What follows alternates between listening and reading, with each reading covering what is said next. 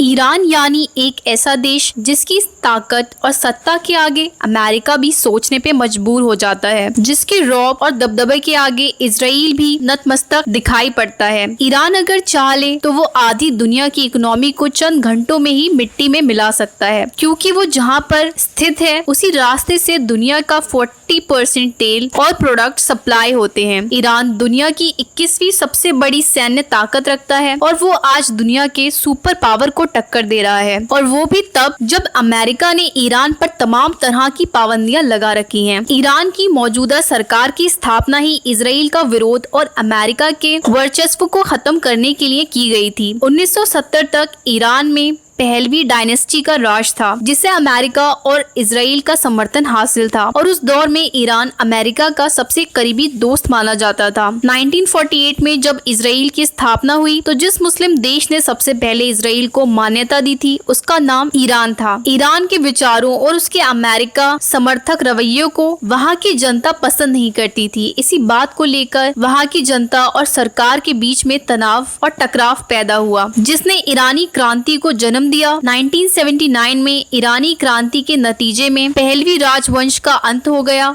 और ईरान में एक नई सरकार का गठन हुआ, जो आज इस्लामी रिपब्लिक ऑफ ईरान कहलाती है। ईरान की सरकार को बनाने में भारत के मशहूर आलिम दीन सैयद अहमद मुसावी के पोते रूहुल्लाह खामेनी का बड़ा योगदान रहा।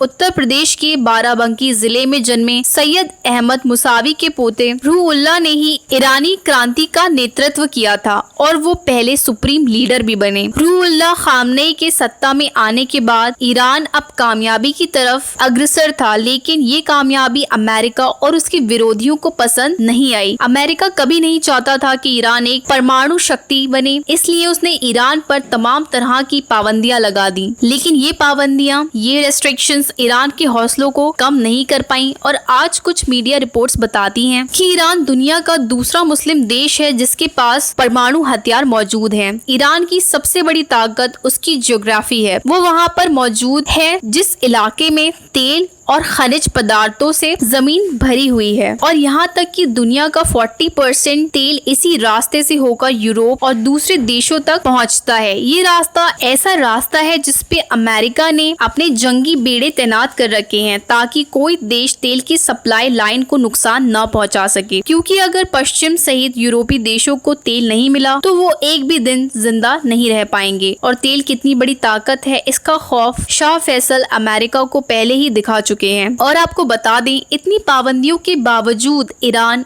आज मिस्र और इजराइल के बाद मिडिल ईस्ट की तीसरी सबसे बड़ी ताकतवर शक्ति बन चुका है। ईरान ने पिछले दिनों में शॉर्ट रेंज और लॉन्ग रेंज की ऐसी मिसाइल तैयार कर ली हैं, जिनसे 300 किलोमीटर से लेकर 3000 किलोमीटर तक हमला किया जा सकता है। कहा जाता है ईरान मिडिल ईस्ट का अकेला ऐसा देश है जिसके पास सबसे ज्यादा बैलिस्टिक मिसाइल हैं। ईरान के पास हाइपरसोनिक मिसाइल भी हैं, जो साउंड की स्पीड से 5 गुना तेजी से ज्यादा हमला करती हैं। ये वही मिसाइल हैं जिनसे पिछले दिनों ईरान ने इजराइल पर हमला किया था। ईरान ने खुद को ताकतवर बनाने के लिए रिवर्स इंजीनियरिंग का इस्तेमाल किया है और दुनिया की सबसे बेहतरीन टेक्नोलॉजी को अडेप्ट किया है। यही वजह है कि उसके बनाए गए हथियार आज दुश्मनों के लिए परेशानी का विषय बन चुके हैं। ईरान को अगर आज किसी मुस्लिम देश का साथ मिल जाए तो वो पूरी दुनिया की भौगोलिक कंडीशन को बदल सकता है।